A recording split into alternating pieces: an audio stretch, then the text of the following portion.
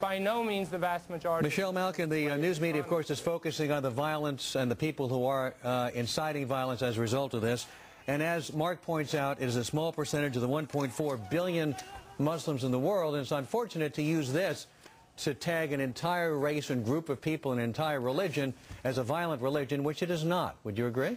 Well, that's not what I'm doing, Alan, and I agree with Mr. Levine that we shouldn't generalize. And one of the main problems with this entire debate is that the vast majority of people who are hearing about this conflagration have not actually seen all 12 cartoons.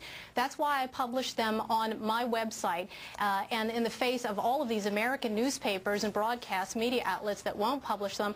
And that's why, in the interest of informed journalism, I brought all 12 with me today. And if you actually look at all 12 in context, it's absolutely clear that these cartoons were not published by the Yildiz Postin to deliberately provoke or to denigrate the religion of Islam. Look at the first 3 top cartoons. They're completely innocuous. They're not crude, as Mr. Levine described. Don't trust people who are describing the cartoons for you. Look at them for yourselves. There's nothing wrong with those top 3 photographs.